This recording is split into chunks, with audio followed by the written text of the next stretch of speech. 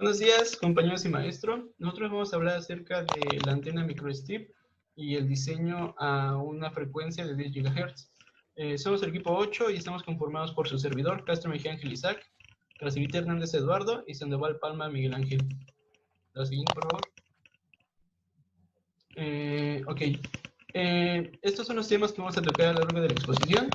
Empecemos con una introducción de las características básicas, los métodos de alimentación. Después hablaremos del parche rectangular, que es la antena que vamos a diseñar.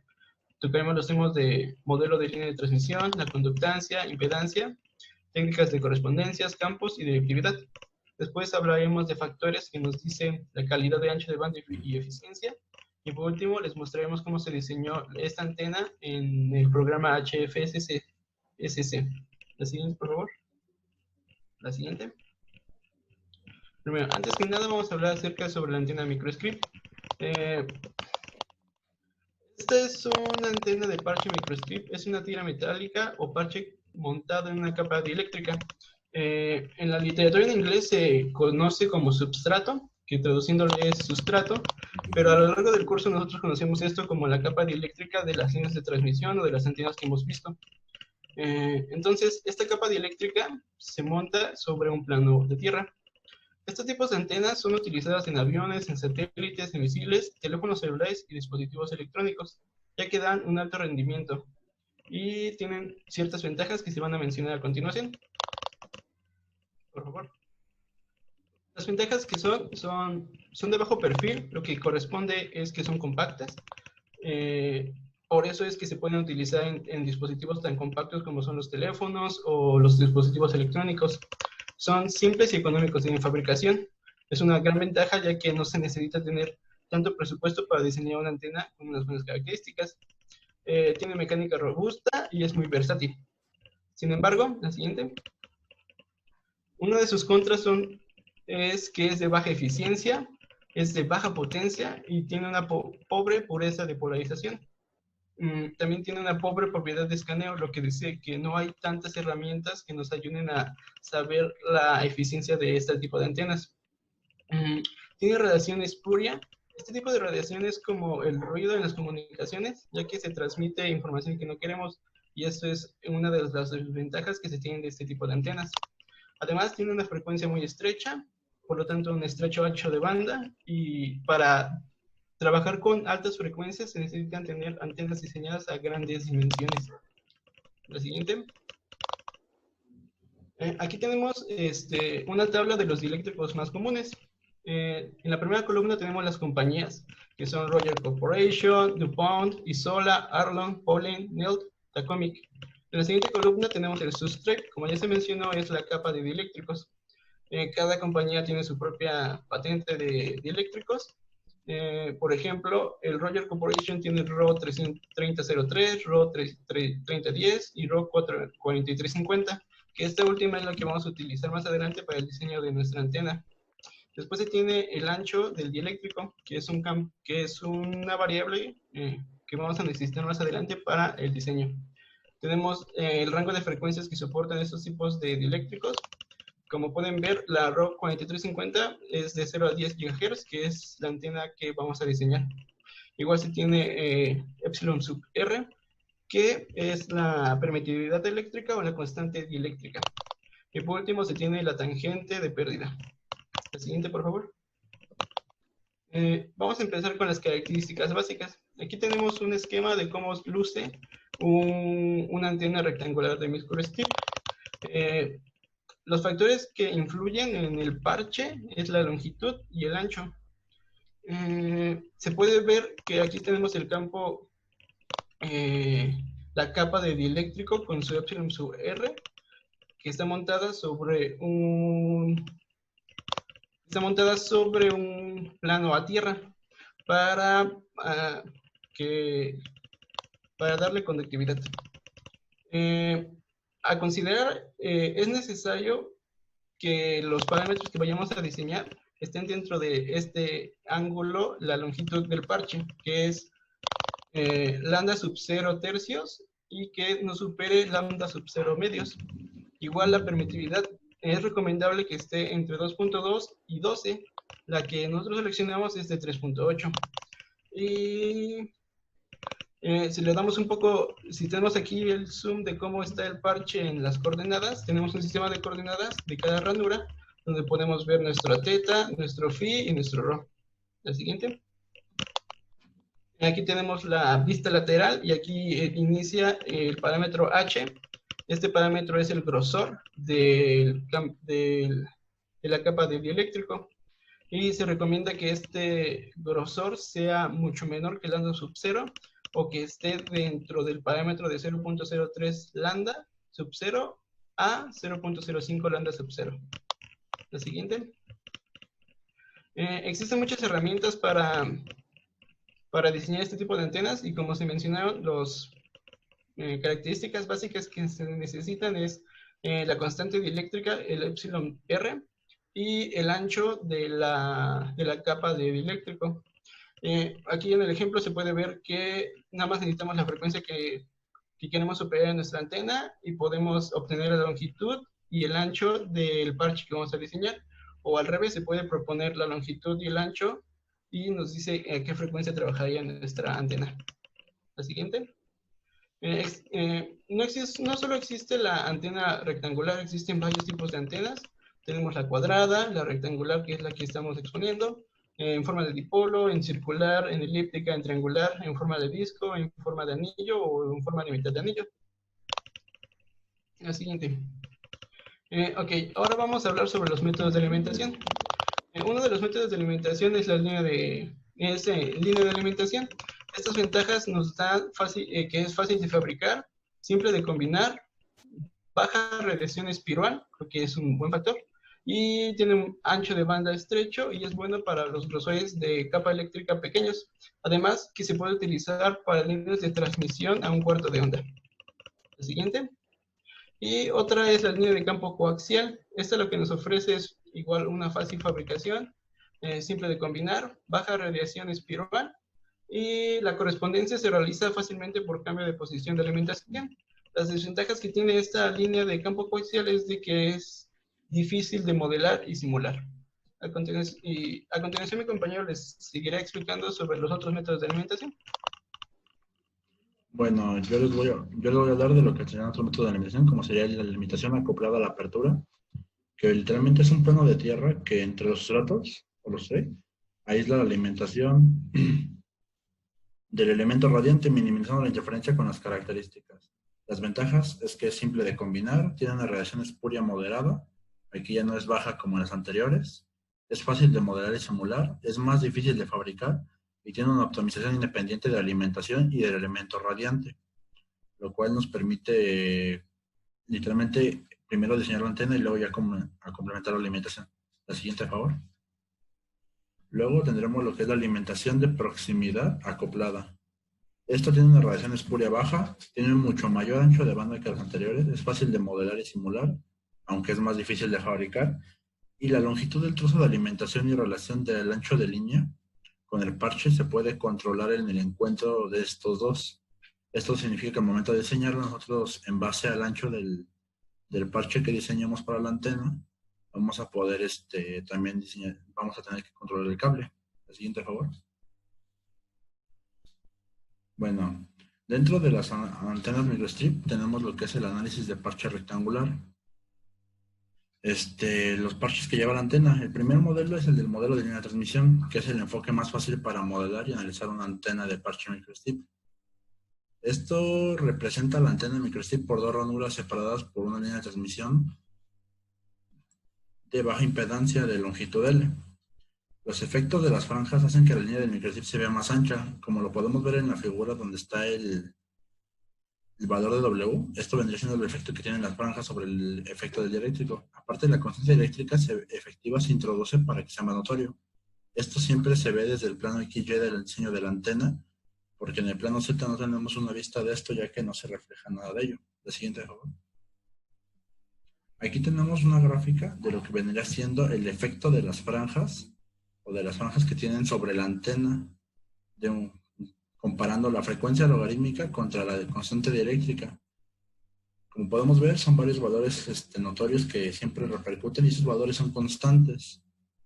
Y se dice que debido a los efectos de las franjas, el parche de la antena es eléctricamente más largo que las dimensiones físicas. Esto se soluciona agregando una distancia eléctrica, variación de L, que es una función de la constante eléctrica, y la relación de ancho a la altura W sobre H, lo que nos da un valor más preciso. Y con esta fórmula que está aquí abajo son los valores constantes que vamos a obtener siempre en base a nuestra antena, los cuales son estos que se representan en la gráfica. No deben de variar mucho de ello. La siguiente, de favor.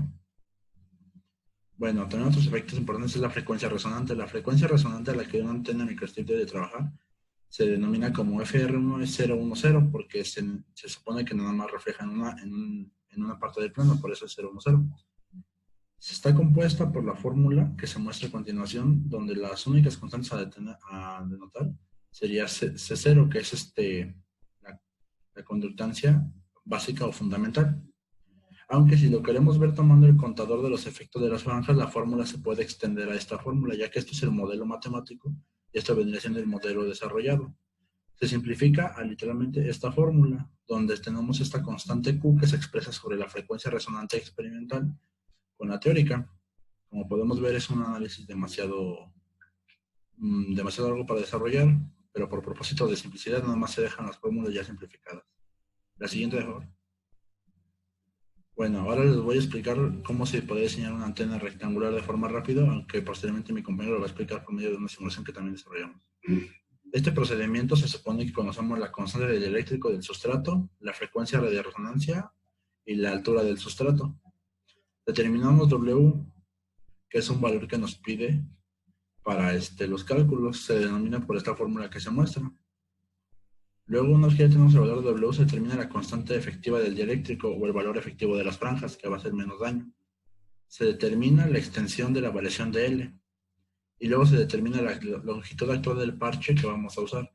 El parche más común es el rectangular por la forma de la antena, aunque las longitudes aproximadas de la microstrip varían siempre entre 0.47 y 0.49 lambda sub 0 sobre la perimetría relativa. Y estas son las fórmulas que usamos también para calcular la L, que es la longitud del parche, que van en fase de los componentes y de los materiales que se usan para el dieléctrico y las capas de los sustratos.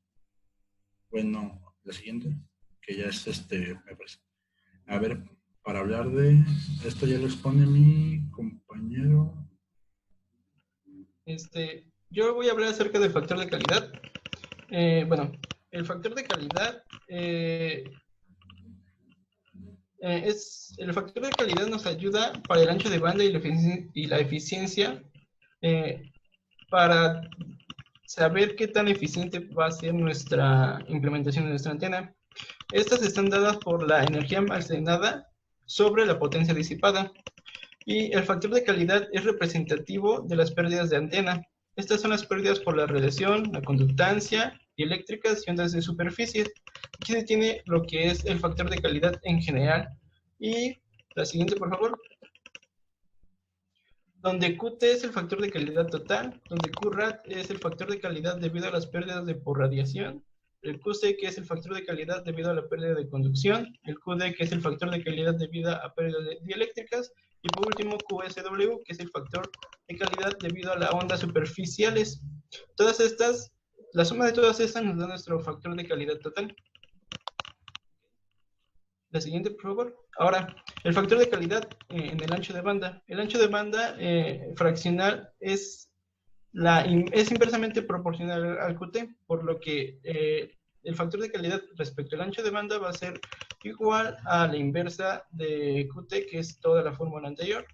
Y una expresión aproximada para el ancho de banda, contemplando la relación señal-ruido, es la siguiente fórmula, donde se tiene la constante dieléctrica y el ancho y el largo del parche que diseñamos, el grosor de la capa dieléctrica sobre el lambda sub 0.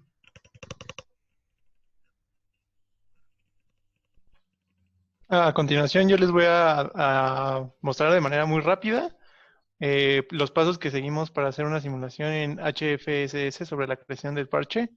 Primero, el software nos da herramientas para crear rectángulos y cajas. Entonces creamos una caja rectangular como la que se ve aquí gris, que tienen una transparencia y este parche encima de ella, que son capas diferentes, como se puede ver aquí en la parte de la izquierda, porque uno es el dieléctrico y otro es el parche como tal.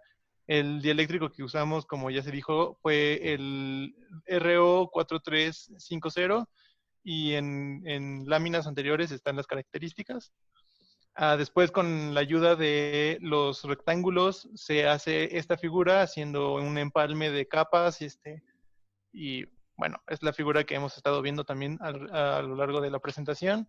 Después se hace otra lámina en otra capa diferente, que es esta lámina verde que está aquí, que conecta el parche con la parte del ground, que está debajo del dieléctrico.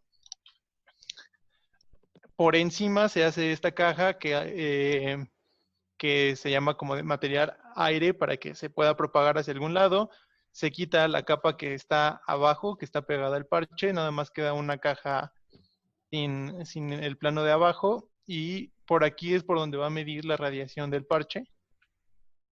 Ahora, para que el programa pueda hacer lo que tiene que hacer, le tenemos que dar ciertos atributos y entonces a la caja ya le damos como tal, bueno, abajo de la caja le damos el atributo de tierra, del ground. La caja no es nada porque es el dieléctrico, no tendría ningún efecto más que no haya continuidad. Esto de aquí, como podemos ver aquí abajo, es la alimentación del parche y aquí arriba tenemos las propiedades del parche.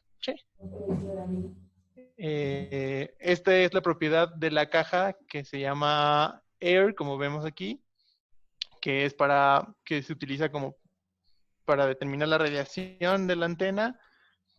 Este mensaje de aquí significa que lo que se puso en el software funciona. Aquí se pone la frecuencia, que son 10 GHz, como se nos pidió. Aquí se pone los phi y los teta, que irían de 0 a 360 y de 0 a 180, para que dé la vuelta completa la simulación 3D. Aquí tenemos el coeficiente de reflexión y el patrón de radiación de nuestra antena. A continuación les muestro un video extremadamente rápido de la simulación.